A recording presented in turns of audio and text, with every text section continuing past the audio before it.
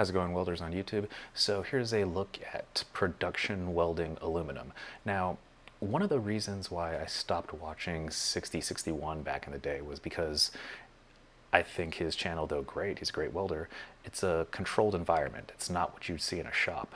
And you'll see from the part that I'm going to demonstrate further on in the video, a lot of the times you can't clean the material. A lot of the times you're working in not so great conditions. Now, which means you basically have to just be down and dirty when you weld aluminum. So, yeah, it can get kind of tricky sometimes. Personally, I don't like welding aluminum because I don't like how the arc moves, and I don't like how the beads look. They're kind of big, and it can definitely be a little bit tricky in terms of making repairs. But enough talking. Let's look into the welding. Okay, welders, so this is the aluminum. It's a box, which is pretty common. You'll find boxes in aluminum, steel, stainless steel. So it's going to be a outside corner weld, which is really, really common.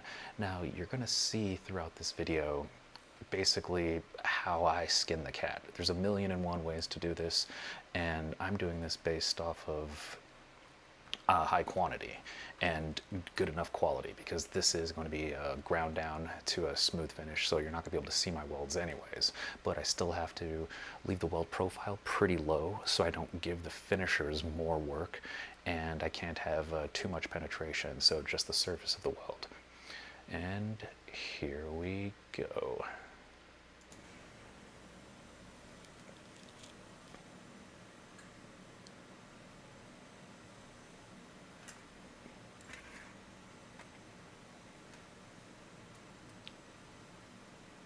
First off, you'll see that steel block that I'm climbing down behind the joint.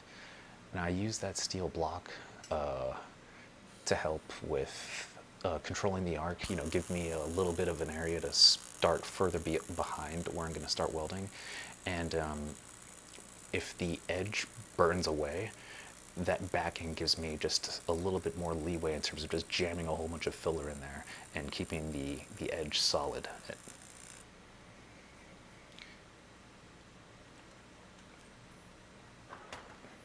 And as I go through each weld joint, I try to start on what I call is the outside, or where there's no material, furthest away from the bend. I like to start there because if you start from the bend and you go outwards, you're building up a lot of heat, and when you get to that edge, there's no material there, and you stand a bigger chance of just blowing the whole edge out. So when you can, it's better to start where I'm starting right now, and then move your way into where there's more material. So as the part heats up, you're not risking blowing a hole in anything.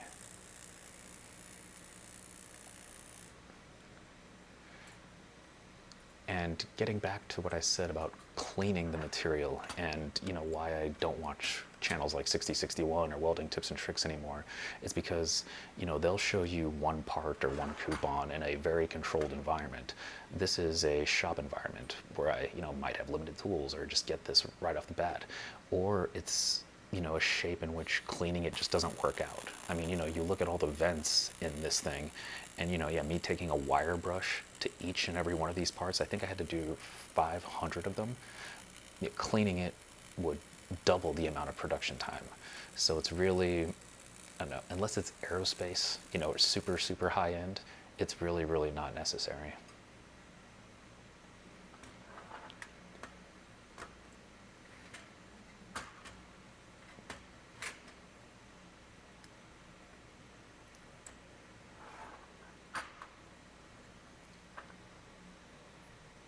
You can also use an aluminum backer, but I prefer not to, because you stand the chance of welding your part to it. So definitely, if you have copper, that'll work, or steel, something that the aluminum won't fuse to.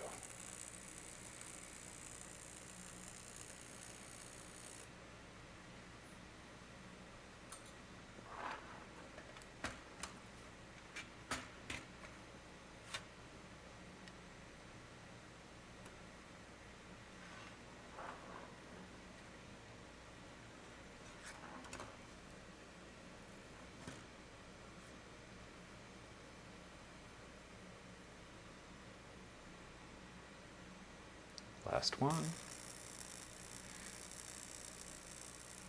And I kind of wiggle the torch back and forth to kind of puddle both sides and then jam that rod in there.